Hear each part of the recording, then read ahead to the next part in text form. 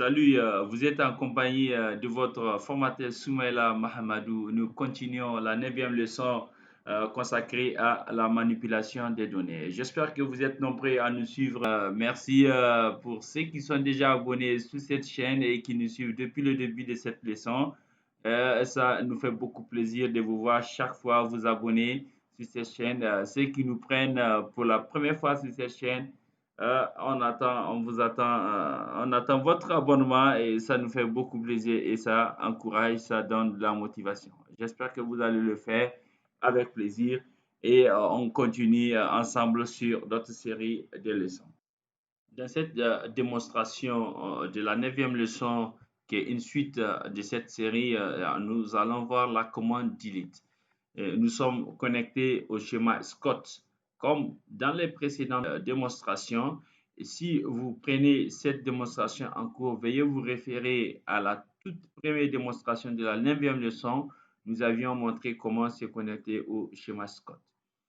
Voilà, nous allons travailler avec la table bonus qui est une table dans laquelle on a inséré les données à partir de la table AMP pour avoir les données, pour pouvoir les manipuler. Donc, nous allons travailler en même temps avec la table AMP et les tables qu'on va créer pour montrer la gestion de l'intégrité référentielle. Voilà, ceci étant, la première requête qu'on va voir ici, c'est delete from bonus. Ici, donc si on veut supprimer, alors sans aucune condition, on fait supprime from bonus comme cela et vous exécutez, vous videz totalement la table. Mais lorsque vous videz uniquement une ligne dans la table, alors vous précisez la condition where. Ici, par exemple, on veut supprimer, par exemple, les données de John ici, qui est ici l'enregistrement 4. Je fais comme ça et je fais exécuter, je supprime l'enregistrement. Maintenant, lorsque je ne connais pas, on va vérifier, voilà, donc il est parti. Maintenant, lorsque je ne connais pas alors le nom de l'employé, mais je connais son matricule, alors je peux essayer de voir quel est l'enregistrement que je devais supprimer ici, c'est M. Clark. Est-ce que M. Clark est dans la base des données? Oui, bien sûr. Donc, je peux faire delete from bonus where nm égale à select. Donc, ça, c'est l'usage des sous-requêtes aussi dans une instruction de delete. Donc, comme on l'a vu, on peut utiliser des sous-requêtes pour faire update. On peut les utiliser aussi pour faire des insertions, mais aussi pour faire des suppressions. Donc, c'est cela qu'on est en train de voir ici. Et donc, vous faites comme ça, vous supprimez. Voilà, donc la donnée étant supprimée, on peut vérifier ça ici. Alors, on n'a plus l'enregistrement. Donc, on a exécuté ça et on a fait partie des enregistrements. Voilà, donc ici, pour le deuxième cas, on peut dire, on va chercher le salaire de M. Turner, par exemple, pour voir c'est combien son salaire. Pour voir ici. Il a 1500. Donc ici, si je vérifie pour avoir des bonus pour voir, donc 1500. Donc je peux dire salaire supérieur. Si je veux supprimer tous les salaires qui sont inférieurs, par exemple, au salaire de M. Turner. Donc j'exécute la requête. C'est toujours l'utilisation des opérateurs ici. Donc vous faites ça. Voilà. Donc on peut vérifier l'information. Effectivement, l'information est partie. Pour le troisième cas qu'on peut voir, c'est ici. Si on veut supprimer avec les opérateurs AND avec deux conditions, donc on peut faire delete from bonus, where salaire supérieur à 3000 et la commission est nulle. Ça veut dire que c'est cet enregistrement qu'on veut supprimer. Alors, qu'est-ce qu'on fait? Vous exécutez. Voilà, et on peut vérifier si l'information est partie. Voilà, donc ça marche. Maintenant, pour le quatrième cas, on veut supprimer sur la table bonus avec cette condition, juste pour montrer comment on fait l'usage des fonctions monolithes. Donc ici, quand vous exécutez, normalement, quand je mets Alain comme ça ne va pas marcher parce qu'il est déjà en majuscule. Donc, quand il le convertit en minuscule, la comparaison va être nulle. Donc, vous essayez ça quand même, voir, ça ne peut pas marcher. Donc, quand je fais comme ça, l'enregistrement n'est pas parti. Mais généralement, quand vous utilisez lower, vous mettez comme ça, Alain, et vous faites comme ça, et vous exécutez. Quand on vérifie, les données sont parties. Voilà un peu ici ce qu'il faut noter. Je vais faire un rollback pour annuler ces modifications.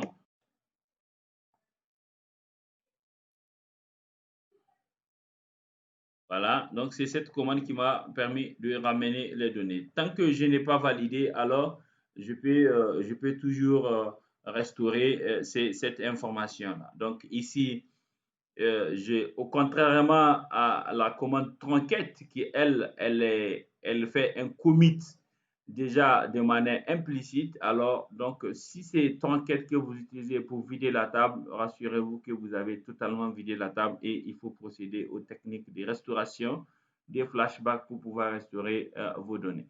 Donc, ça, on verra ça certainement avec les prochaines vidéos. Voilà, donc ceci étant, pour supprimer totalement les données de cette table-là qu'on vient de voir, donc je fais comme ça, je mets supprime from bonus par exemple, ici, donc je fais comme ça et ça vide totalement la table. Quand je fais comme ça, il n'y a plus rien. Voilà, donc si vous voulez supprimer totalement la table, alors voilà ce que vous pouvez utiliser. Maintenant, ce que vous avez remarqué, si vous avez remarqué, on n'a pas parlé des contraintes d'intégrité référentielle pour la table bonus. Et donc, la table bonus, il n'y avait pas de clés primaires ni de clés étrangères là-dessus. C'était juste pour vous montrer comment on fait une simple suppression sur une table. Maintenant, lorsque vous faites affaire avec des tables qui sont des tables dans une base relationnelle avec des clés primaires et des clés étrangères dans des tables secondaires, alors il y a des conditions qu'il faut remplir. Donc, si je vérifie ces tables que j'ai créées, donc j'ai deux tables que j'ai créées et que je vais supprimer sur la table 1, la donnée, par exemple, voilà la table 1 ici. Donc ici, je vais supprimer cette ligne-là. Alors que dans la table 2, cette donnée, elle est utilisée. Qu'est-ce que cela veut dire? Donc, si je fais comme ça, je vais supprimer. Est-ce que je peux supprimer cette information? Voilà, c'est parti. Donc, pourquoi je peux supprimer ça?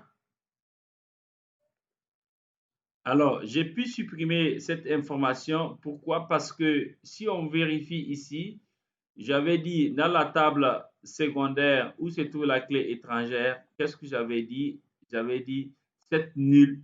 C'est pour cela que j'ai pu supprimer. Maintenant, quand je mets restrict, par exemple, donc ici, et que je vais supprimer ici, je vais vérifier les données qui restent.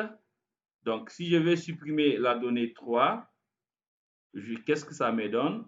Normalement, ça me donne un message d'erreur. Donc, je ne peux pas supprimer tant que je n'ai pas modifié la condition de suppression de la clé étrangère au niveau de la table où se trouve la clé étrangère. Alors, Oracle me bloque pour la consistance des données. Il empêche la suppression de la table où se trouve la clé primaire pour maintenir la consistance de l'information. Donc, et lorsque vous voulez le faire, il faut bien dire à la suppression, soit on fait du cascade, donc ou bien on fait du restrict, ou bien on fait du set nul. Donc, je peux vérifier pour les autres cas que j'ai dit de mettre en nul.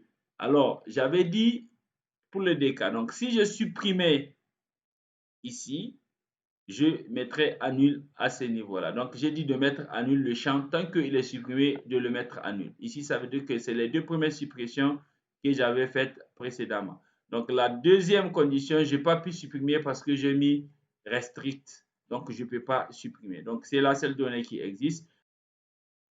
Voilà, comme je disais, alors pour la troisième donnée, on ne peut pas la supprimer parce que ici, on a levé la condition de suppression au niveau de la clé étrangère pour la contrainte d'intégrité référentielle. Donc, vous ne pouvez pas supprimer. Mais lorsque vous supprimez, alors il faut, si vous voulez, taper ça soit en ligne de commande ou bien faire une modification au niveau de la table ici pour mettre cette condition. Ici, si je vais supprimer, je peux dire cascade. Donc, si je supprime là-bas, il peut mettre aussi la suppression automatiquement sur la table. L'autre option pour supprimer cet enregistrement, que lorsque vous faites comme ça, on ne peut pas le supprimer effectivement, c'est de venir sur la deuxième table où on a la clé étrangère ici, supprimer l'information là-bas. Donc, on va vérifier dans la table 2 ici. Voilà, donc ici j'ai un enregistrement 3. Donc ce que je fais, je peux virer cet enregistrement-là. Ensuite, il n'est pas là dans la table 2, alors je peux le supprimer à ce niveau-là. Et là, l'information est partie. Voilà ce qu'on peut dire sur la commande delete. Et nous allons voir le langage de contrôle des transactions pour la prochaine vidéo. Donc, merci de rester connecté sur notre channel et surtout de partager si vous êtes satisfait. Et ça permettra à ceux qui ne nous ont pas suivis de pouvoir nous suivre, surtout en s'abonnant. Et merci, à très bientôt.